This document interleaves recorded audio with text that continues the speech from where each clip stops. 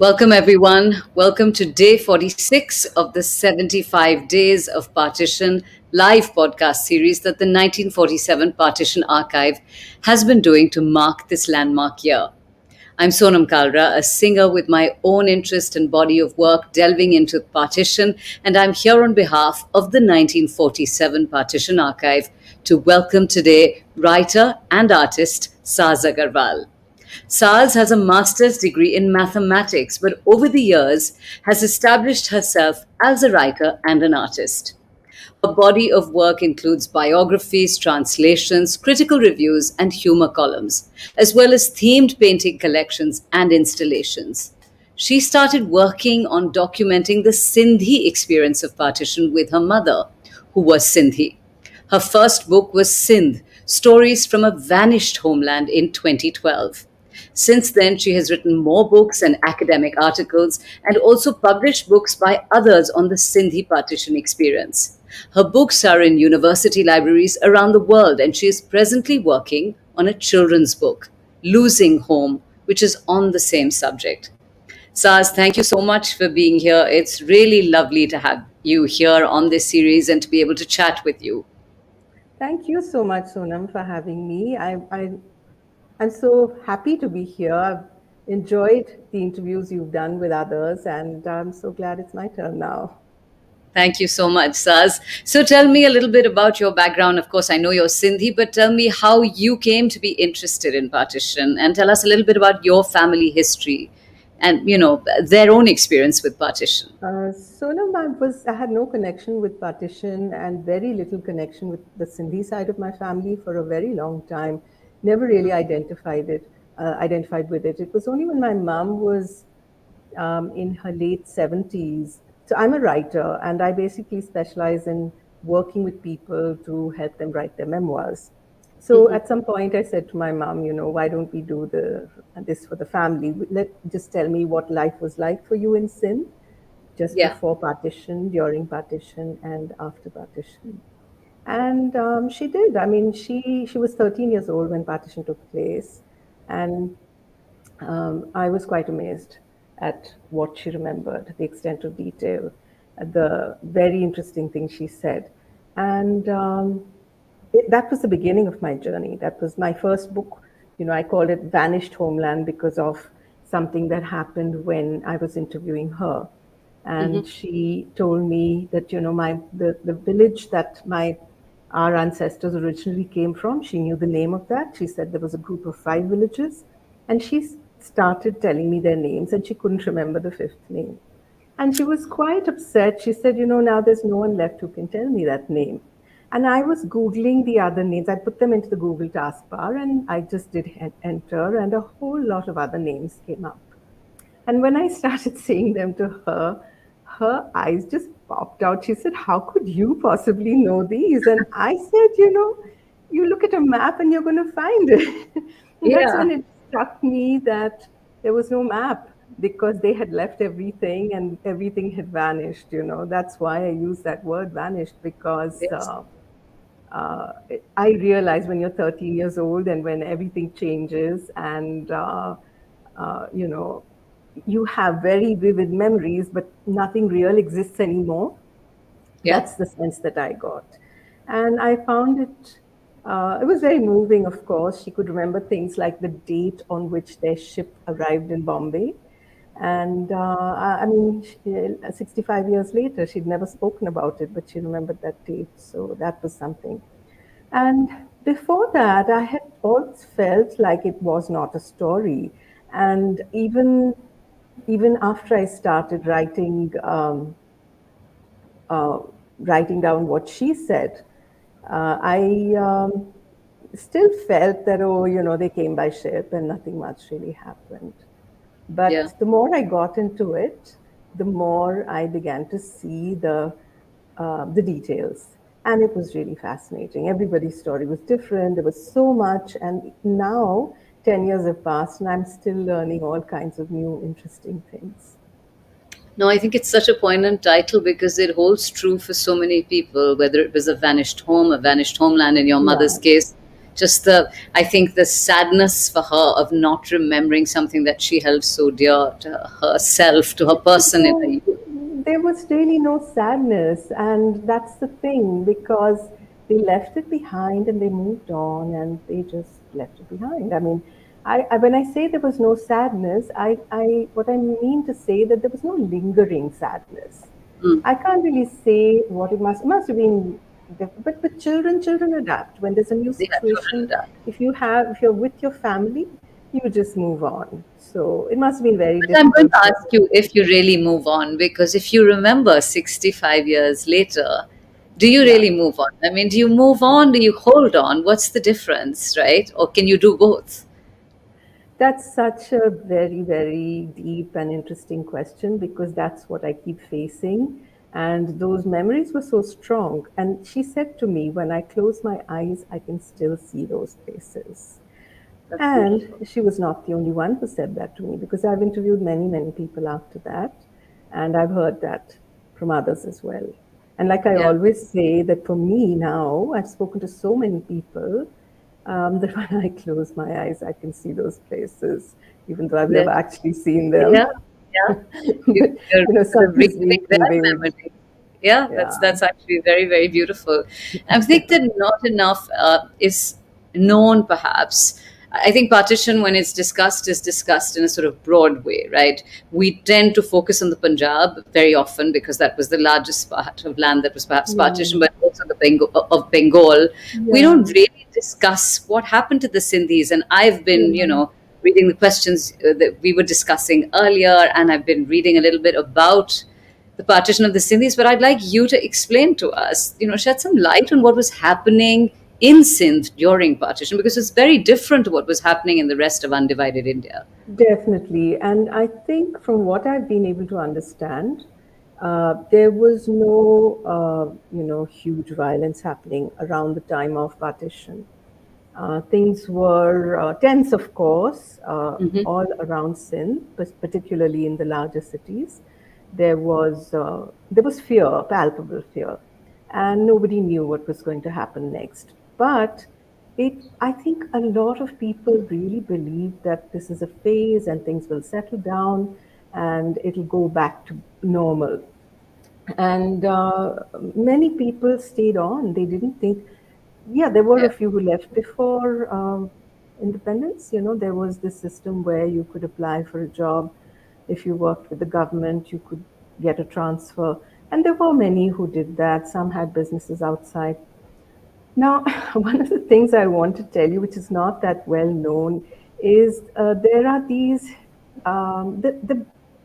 the recent history, of the Sindhis, of the Hindus, because at the time of partition, there were two things. One is that they were a minority. They had always been a minority. For hundreds of years, they'd been a minority, and they were a comfortable minority. They were not. Uh, it wasn't that they were being persecuted. They had risen to positions where they were comfortable. There was education was very, very important. In fact, there was one community which believed in education and had done so for a long, long time, for centuries. Hmm. And the men worked in the courts of the princes of Sindh.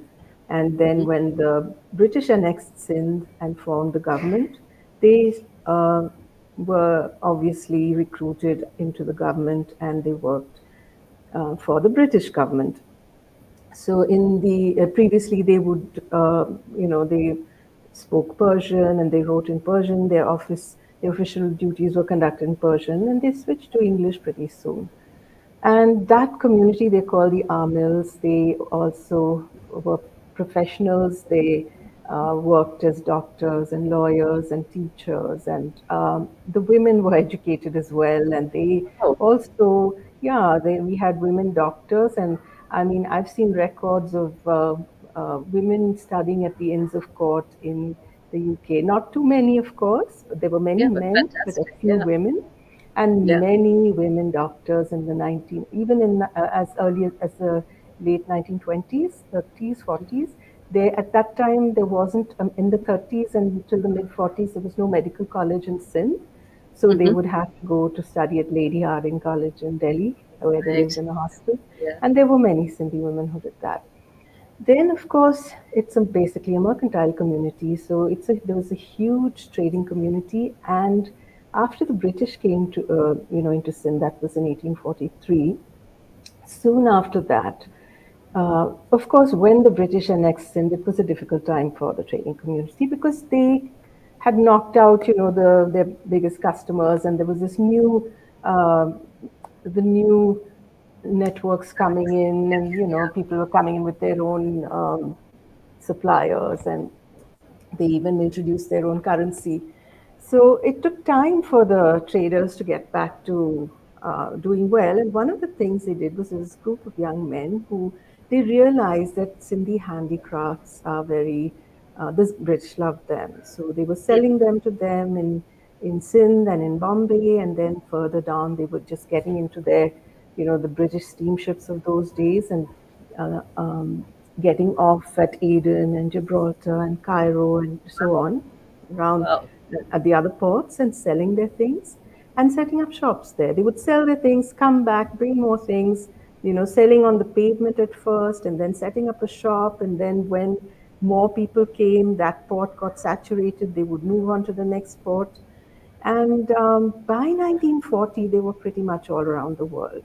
And this was something everybody in Sindh knew because there was this huge community in Hyderabad. They were coming from Hyderabad, which is actually an inland town, but they would, Mm-hmm. go down to Karachi and catch the boat there.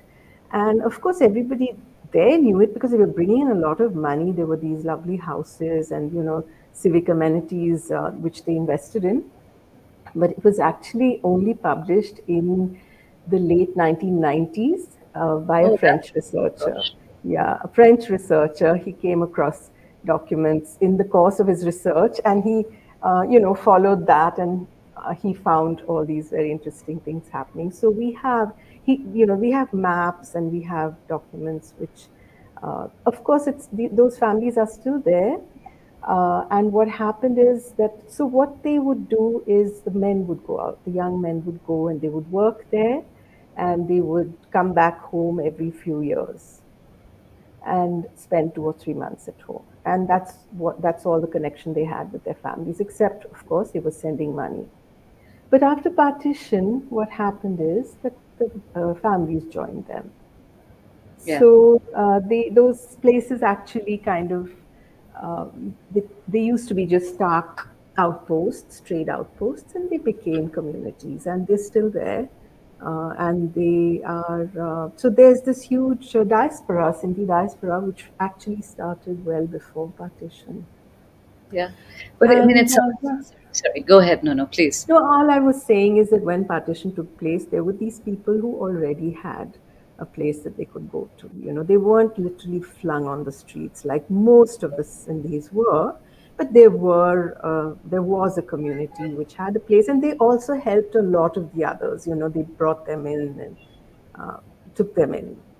But I mean, unlike the Punjabis, unlike a lot of the people, I mean, from whatever I've read, that it did prove to be quite tragic for the Sindhis in as much they didn't have a home state to come to, right? As you said, they were So scattered in very different. absolutely, absolutely. So, So that's they again lost. something when I Yeah, think about it as a child or even as an adult, I just never gave that much currency. It didn't seem like a big deal at all. Fine. And the thing is, because every Sindhi I knew was so well integrated, so well adjusted, and so relaxed in their surroundings, whatever they were. So it didn't seem like there was anything wrong. But when I started listening and reading and thinking, I realized that here's a community that's so completely detached from their roots. They yeah, really don't know who they are, and they stop speaking the language. So that's the first thing that we all realize. Okay, so I'm not really a Sindhi because my father wasn't Sindhi.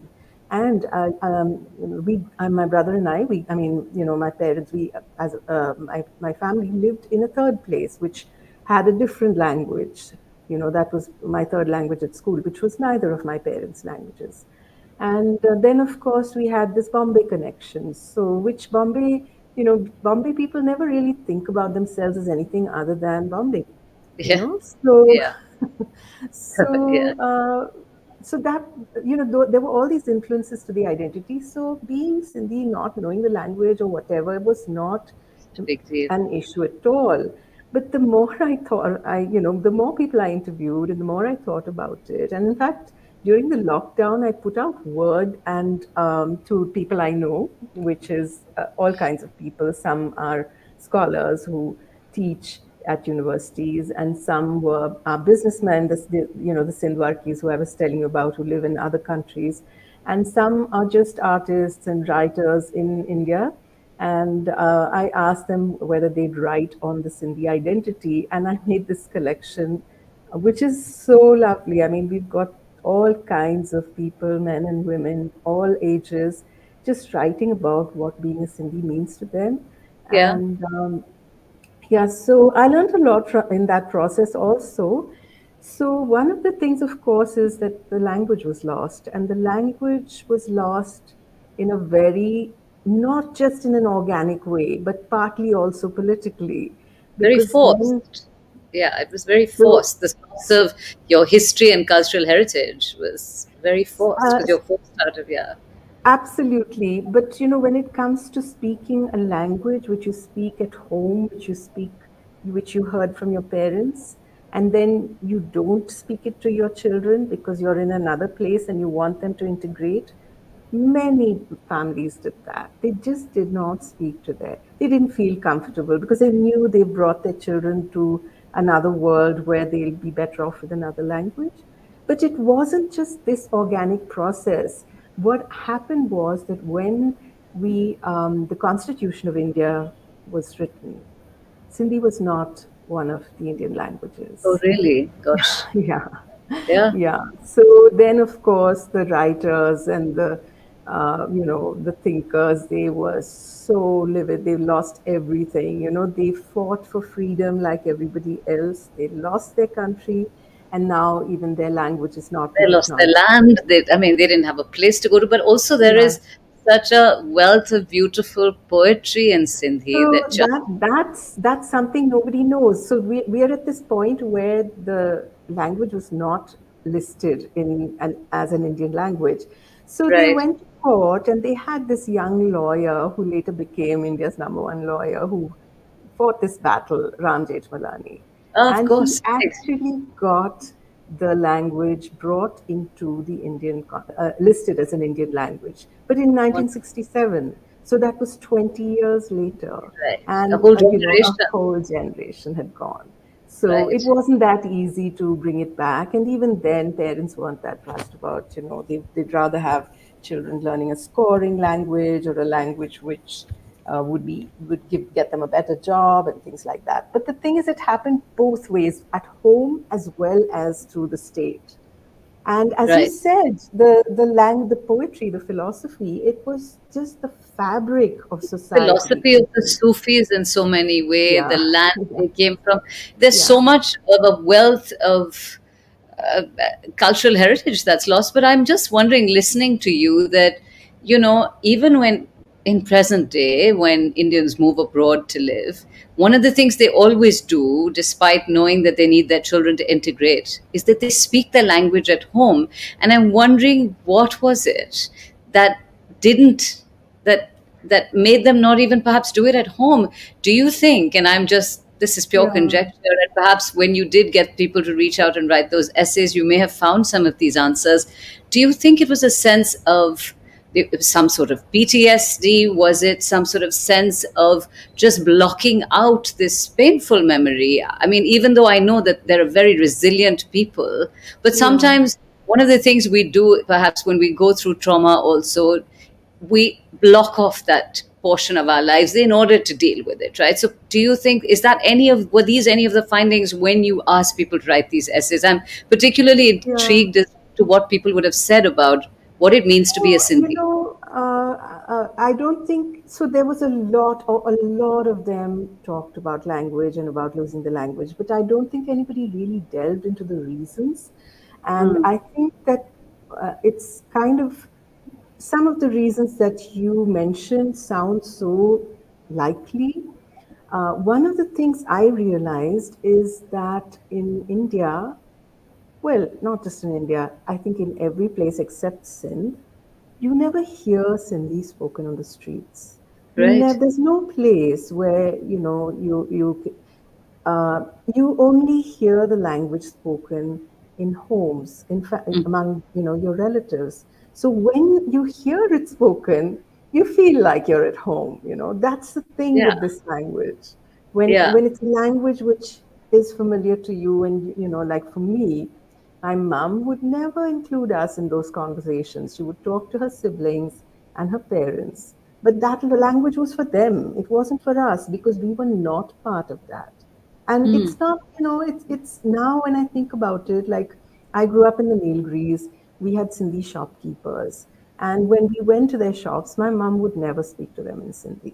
And I would be like, why can't, I mean, as a teenager, I would think she's a snob. And Hmm. now I realize she might have been a snob, but the thing is that Sindhi was a language she spoke at home with her family, and that's it. So I Maybe, think that's one of the manifestations of the trauma, and I think everybody yeah. has something similar to that. Maybe it's all you get to hold on to, right?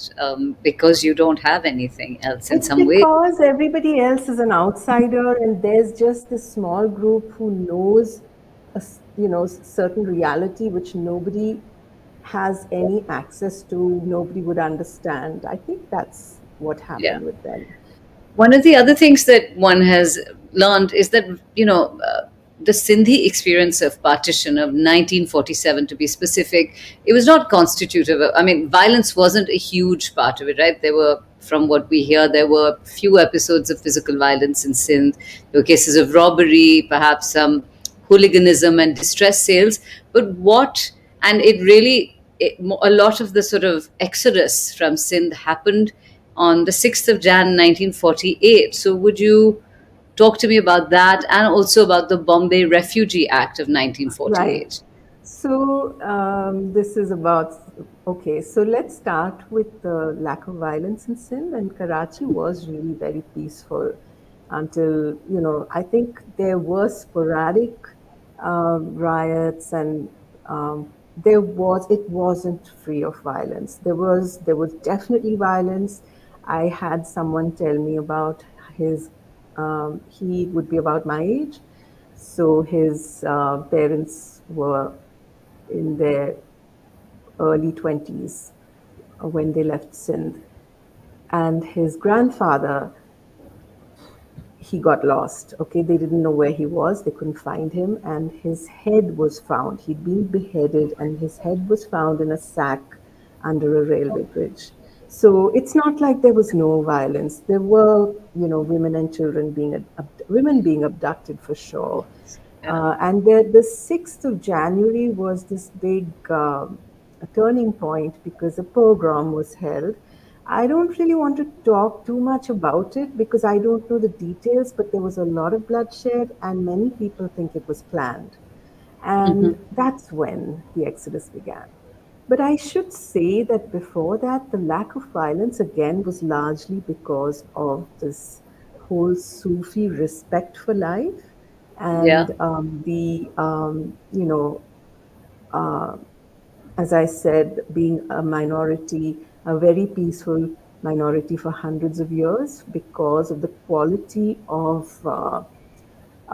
worship across communities where there was respect for a certain way of living, certain ideals of life, and for these saintly people. There were so many. I mean, they say Sawa Lakh Peer, which is Oh, really? Yeah. there's a place which But is called they were that.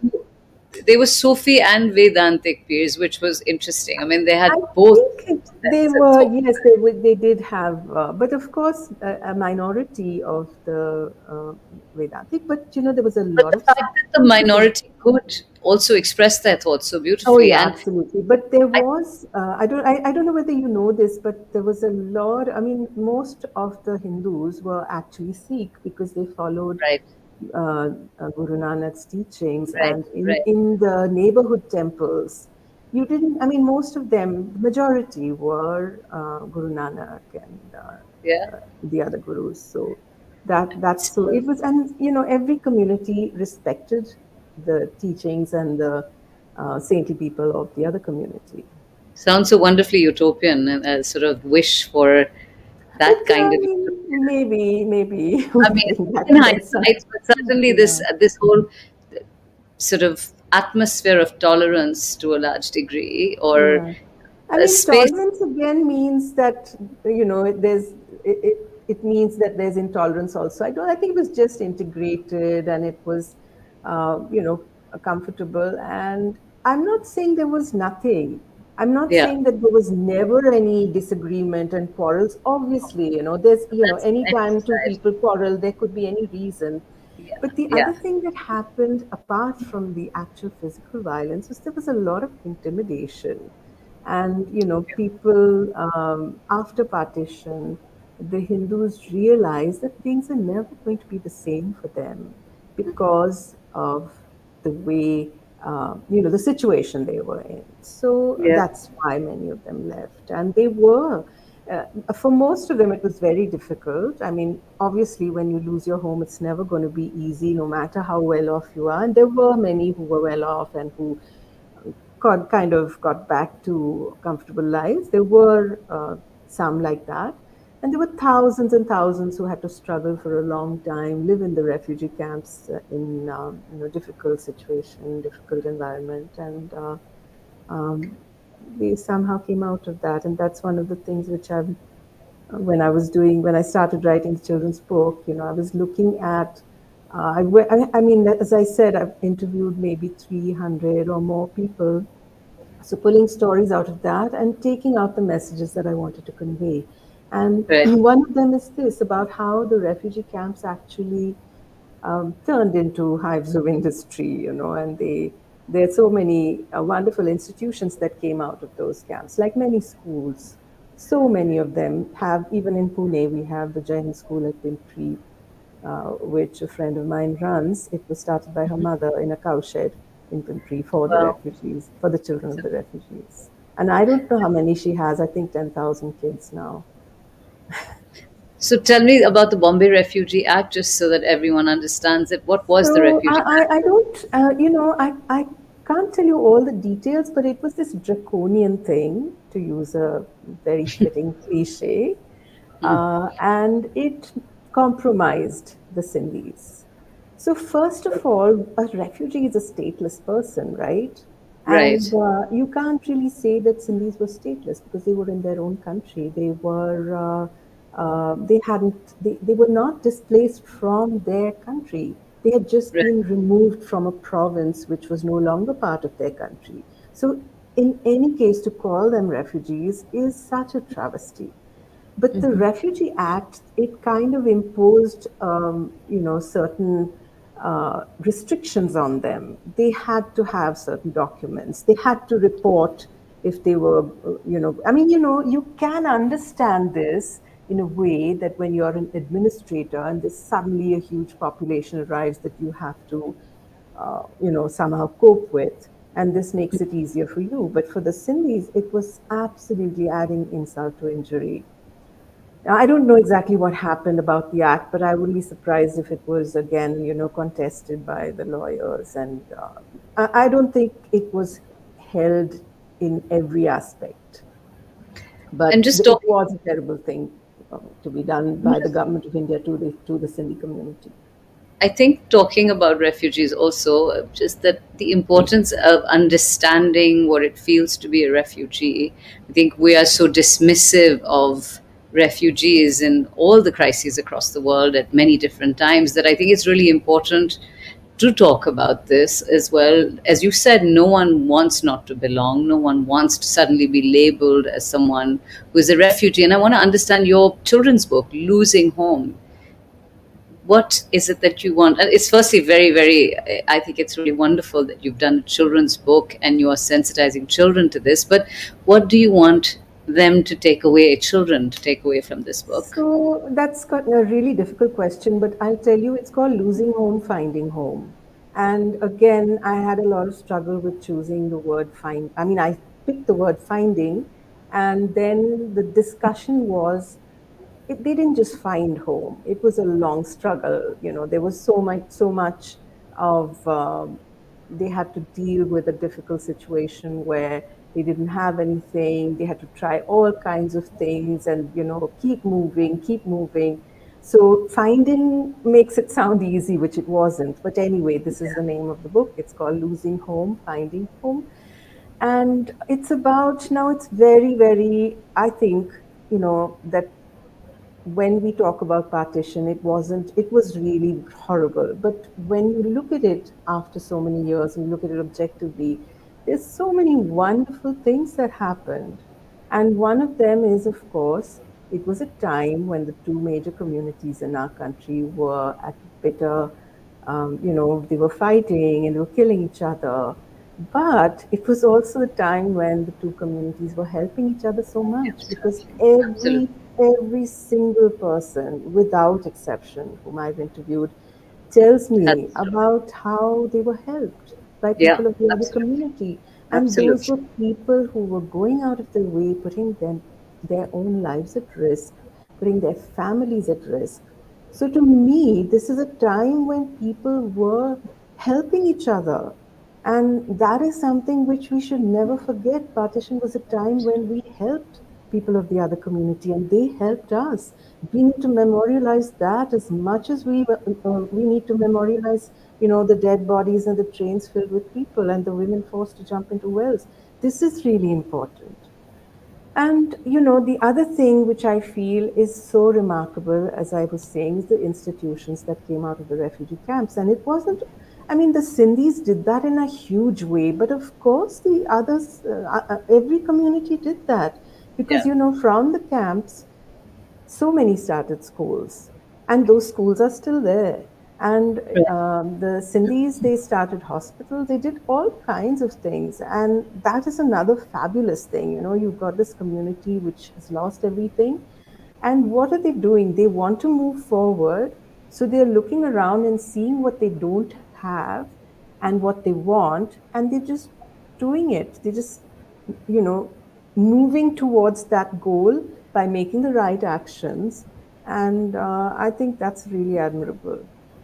No. And then, so much of writing has come about, and, also in that space, so much of among the Sindhis, not so much, because a lot of the writing was in Sindhi itself. Right. And some of it has been translated, but not all. So now we are, all of us are kind of committed to looking for it and finding it and putting it out. I'm in the process of publishing a book of poetry, partition poetry, and it's largely in the Sindhi space. And the author is Sonaina Pal, and it's really interesting because she's third generation, so she didn't experience partition herself. Even her parents didn't. They were born in the 1950s. So how did she get those feelings, and how did she actually, how is she able to encapsulate things to such an extent that when you read it, you just feel something, and this is what partition was.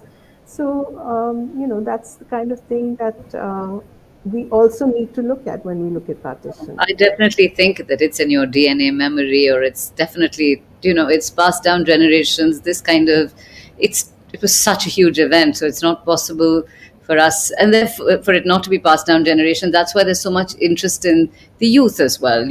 For in the idea of partition and the topic of partition. And therefore, as you said, we must memorialize the stories of friendships, the stories of help. And I think that's the only thing that can lead us to hope. And I thank you for this. And much as I'd like to continue talking with you, we're out of time. But thank you so much, Saz. It's been so interesting to hear about the Sindhi perspective, and to let our viewers know of how it was different for them in so many ways. Thank you for all the good work that you do, and we look forward to seeing your book reading your book as soon as it's out. Um, I Ladies and tell gentlemen, you, just sorry, Sonam, quickly, just no, about the book, telling children about partition. It's not, yes, I didn't want to actually talk too much about violence.